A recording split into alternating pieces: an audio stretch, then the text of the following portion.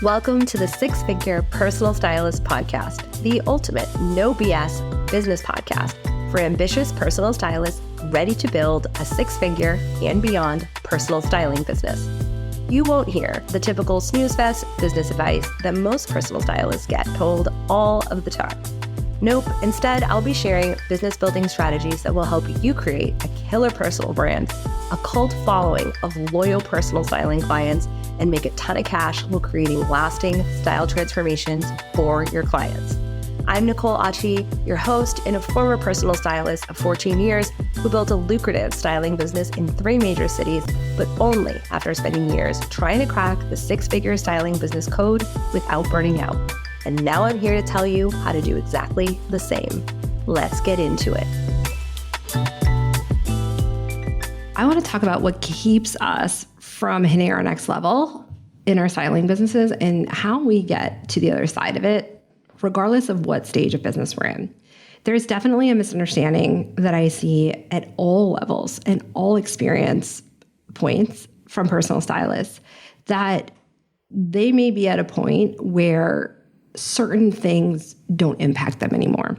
And I actually think it's less about the point in business you're in and more about your identity and the experiences and the self-beliefs that you bring into personal styling. And I've often been asked, like, what is the thing that gets stylists to 6 figures the fastest? And as someone who did not get there super fast, and as someone that works with people that have even surpassed 6 figures, but they now are struggling to get to the next level, whatever that looks like for them, there is this common thread that will allow you to get pretty far, actually. But if you don't handle it, you will eventually stall out. And it's very specific to the personal styling industry, which is why this is a standalone episode. And there will be other episodes about the day-to-day in your business kind of actions you can take to get to the next level, because I have a lot to say about that. But this one is the most prevalent across the board, all levels, all skill sets, all years in business. It is that if we don't shift from a personal stylist who happens to have a business into a business owner who is a personal stylist, a whole world of obstacles continue to show up for us. And I know that I've talked about beliefs and self-identity on other episodes for sure, but when I think about, and I sat down to make the list of like what gets in the way of stylists getting to different levels in their business, I think less about the money and more about like what the day-to-day operations and experience of the business is, because that is honestly way more important than the number. And what will happen if you don't make the shift at some point from a personal stylist who happens to have a business because that was just the way they could be a stylist to a business owner who happens to be a stylist is you will continually bump up against frustrations in your business and not take full ownership of them in the way that will move you forward the fastest. So what I think the origin of this belief shift being kind of delayed for stylists is the origin story of how most stylists get into personal styling. And I see this for people that have fashion degrees, people that don't have fashion degrees, people that worked in retail, people that were high-level executives in retail. I have a couple clients who used to be lawyers and are now stylists. Like, I've seen stylists come into this game from so many different angles, but there's this often this one moment, what I call the catalyzing moment for stylists, where they are introduced to this idea that personal styling could be a career option for them.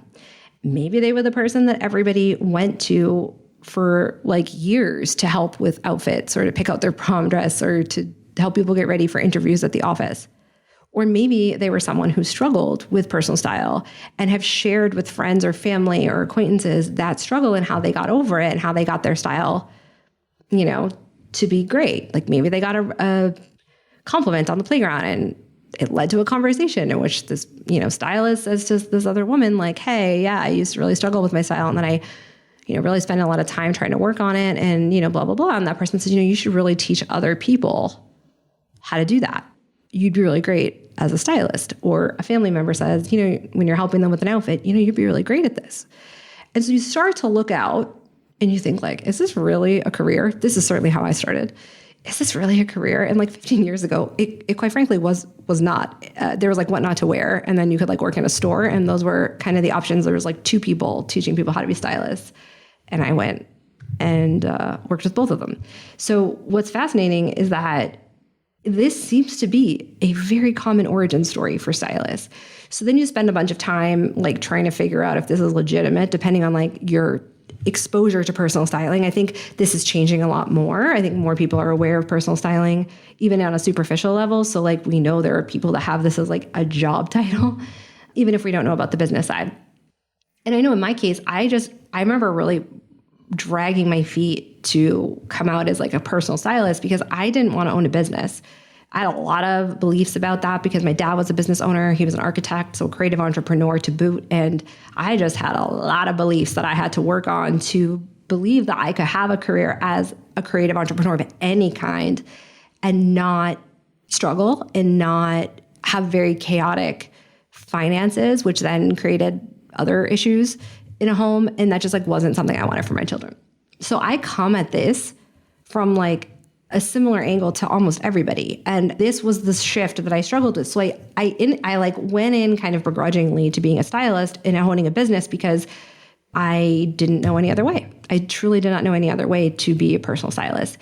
And so what I can see in retrospect and what I see with clients, even some that have been in business for like 15 years, is that we can push off really stepping into ownership of our business when we don't come to terms with the fact that we are truly a business owner. And how this shows up in like really sneaky ways is that we think that we're going to like hire out our problems. And then we tell ourselves, well, and we tell other people. I have people telling me this all the time.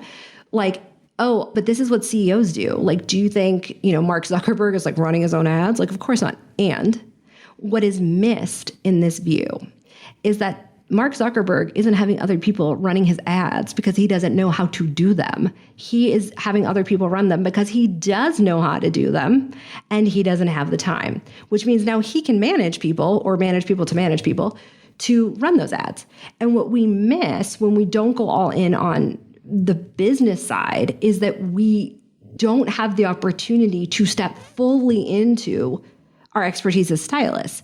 Because we tell ourselves that like, well, I'm creative, I'm not a business owner. And let me assure you, there is nothing more creative than building a business that does not look like a cut and paste copy of all of the stylist websites that you went on and I went on back in the day and thought, well, I guess this is how we're a stylist. And then we throw it up and then we finally start getting clients or whatever. That's great. But if we stay there, yes, our experience of being a business owner will be uncreative because what we did was uncreative.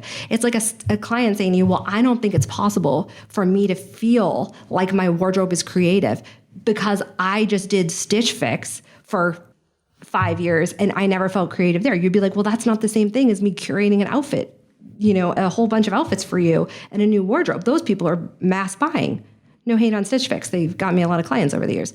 But do you know what I mean? Like that would be like, oh, your frame of reference for creativity in personal style is just wrong. So you'd have to like recreate the frame for them. I want to recreate the frame for you about the place of being a business owner in your identity so that you can be more creative as a stylist. Because what happens is we think we're gonna like outsource problems. And I actually am a big fan of you outsourcing things. But a lot of the time, we outsource them before we understand the problem. So we're like, well, I'm hiring an expert to fix it. Except that there's basic information that you have to know about the business, not necessarily about that exact problem, in order to have that expert help you. And if you cut and pasted somebody else's business model because it looked like what everybody else was doing, or you don't have a business model that is charging enough for you to survive, or you don't have a business model that allows you to upsell and downsell, or you don't have a client life cycle, like if the business plan isn't on lock, you can't give the experts, when you have a problem that you hire, the information they need to get you where you want to go. So the most common one I hear is that stylists say, like, I really want to work with you, and I'm going to do that once I hire a marketing person. And the irony of that is that that is the fastest way to ensure that that investment doesn't pay off, because it's not the marketing person's, like, they know how to make a reel that goes well. They know about trending audio. They know about hashtag. They know about Google Ads. They know about whatever. But you bring the content, and then they take the content and distribute it, or they edit it, or they make it better, or they build on it.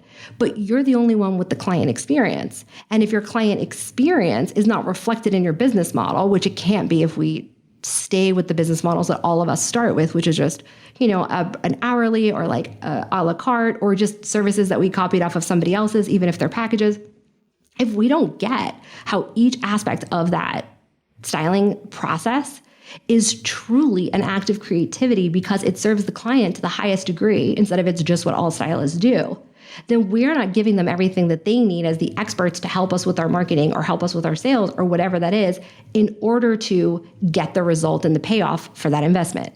So when you don't understand your business model, you'll have marketing problems, you'll have pricing problems, you'll have client retention problems, you'll have systems problems, you'll have like a whole variety of problems.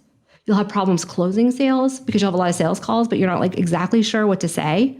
It is not your marketing person's job to close the sale. It's their job to get you more leads. But if you don't know how to market, if you don't tell them the messaging that's going to convert people because your messaging never has converted, you've never tried different things, then they can get you all the leads or all the new eyeballs, but it won't work.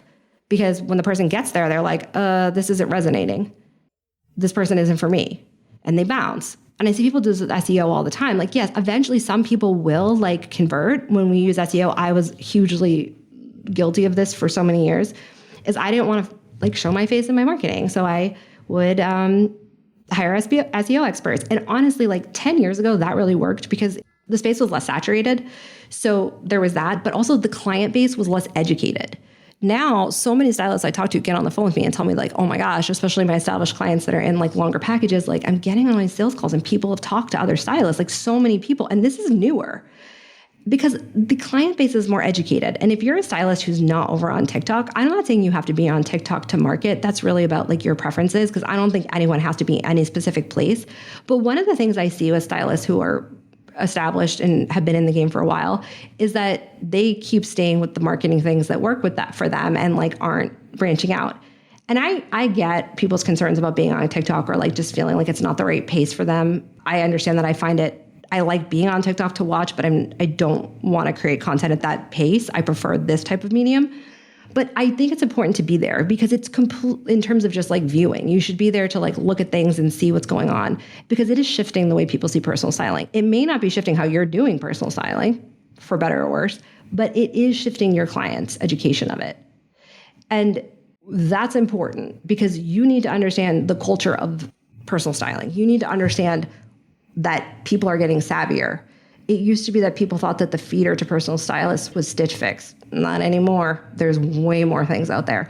And actually that's good, but you need to know what those things are so you can speak to them in your content. So those are examples of like, you can get a marketing person, but if you're not able to give them the contours of what's going to matter, of what's going to move people forward, of what the false beliefs are that they have to overcome in order to be a good client for you, that marketing person is just going to put up a bunch of stuff that's going to like have trending reels, but isn't going to ever talk to anybody.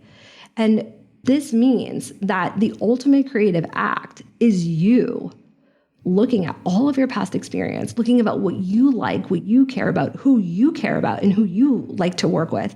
And now that you have the mastery phase of personal styling under your belt, like you've already mastered the identity of being a personal stylist, now you get to shift into being creative CEO or a business owner or however you need to put it in your own brain and get the skills. Not so that you can do those things forever, but so that you can actually hire the people who can do those things well for you and you can make a return on investment.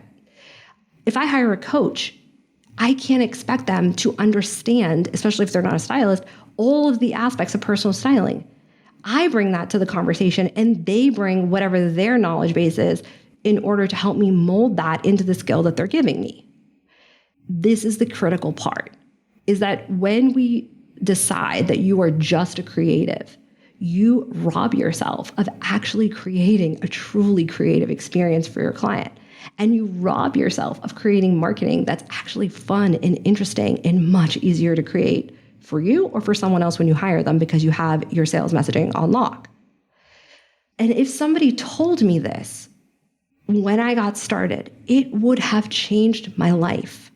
Because I spent so many years looking for some expert to fix my business, but I didn't exactly know what was wrong with it.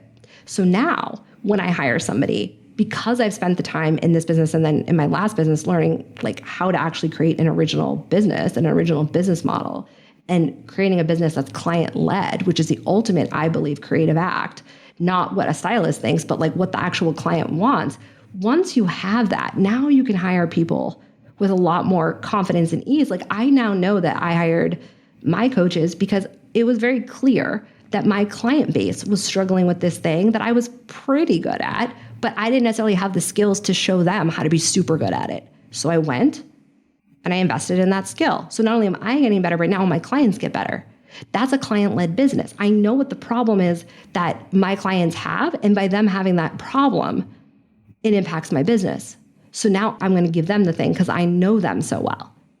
That is what dictates my decisions, not like what is broken here, who's going to come in and save it for me. Now, you don't have to do every piece of your business. I don't want to do my own bookkeeping. No problem. But I do need to be the person that looks at the result of the bookkeeping that somebody else does for me. I do need to make business decisions based on the numbers that somebody else hands me.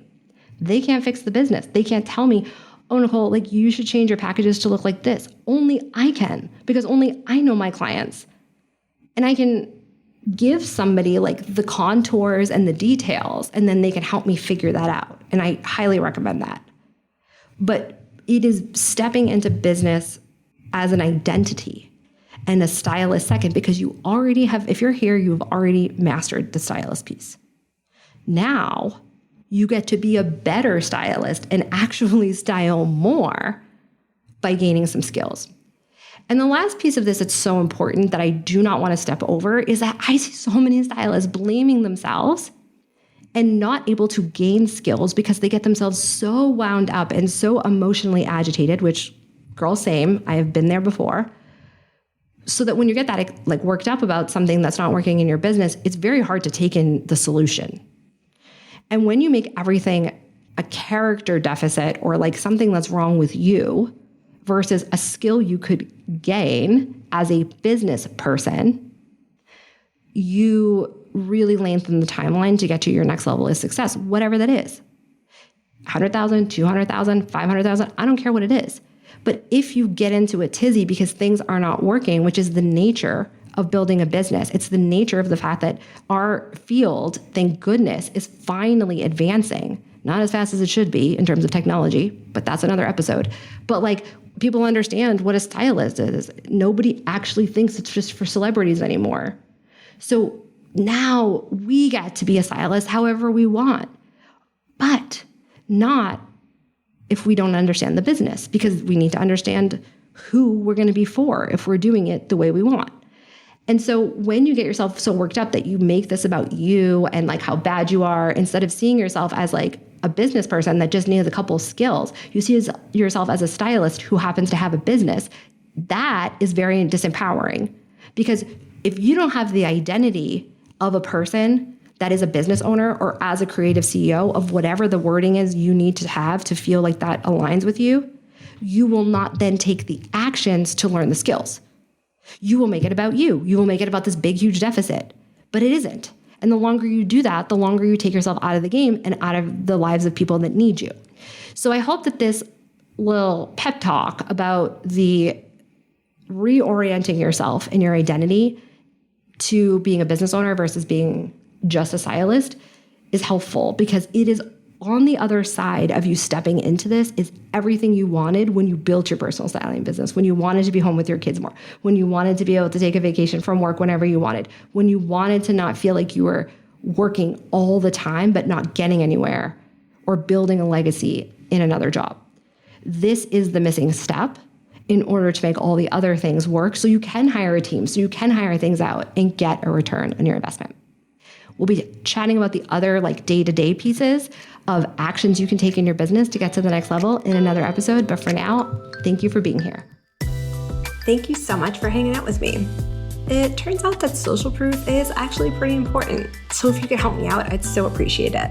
If you just had a quick free moment and could leave me a rating or review on the podcast app, that would be killer. And even better, if you wanted to share this episode on Instagram and tag me, that would totally make my day. And it would bring so much more awareness to the podcast and would help other stylists just like you who are looking to build lucrative styling business, because the better each of us does, the better all of us do. Thanks for hanging out with me, and I'll chat with you next time.